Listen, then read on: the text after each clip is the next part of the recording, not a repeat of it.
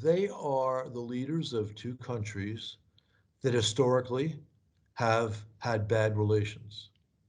Two powerful countries with a long shared border, and it's normal that such countries have bad relations.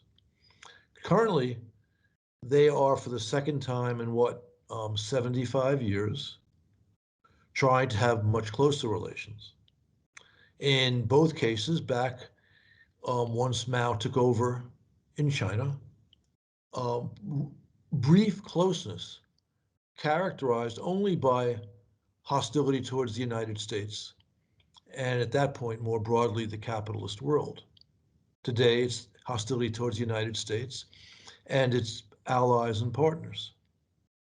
That's a very thin reed for good relations. And I think their partnership is uncomfortable at the moment in ways that it was not when they met last. Because when they met last, she blessed Putin's war of war crimes on Ukraine, which I suspect both dictators thought would end quickly and favorably for Russia. Instead, Russia is losing its war of war crimes. And I think she is embarrassed by Putin's failure, and Putin has been seriously weakened by his failure. 6 months ago, everybody was talking about the growing strength of global authoritarians. Today, we're seeing the number two authoritarian stuck in a war against a country which seems to be far weaker, and a newly unified West against Moscow. 6 months ago, when they met, Xi thought maybe he could take Taiwan by military means.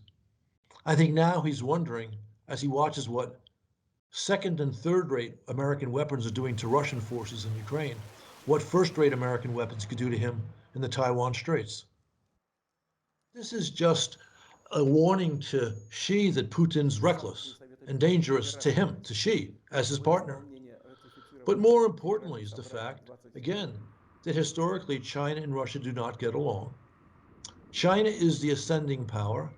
Putin's Russia is a declining power.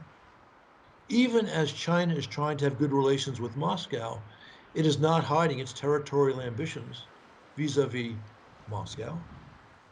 It's not just Chinese academics and Chinese journalists who write about Russian territory as historically Chinese. You even had a Chinese diplomat at their embassy in Islamabad talking about Vladivostok as a Chinese city. You know, Putin is fooling himself that China and Xi are his pals.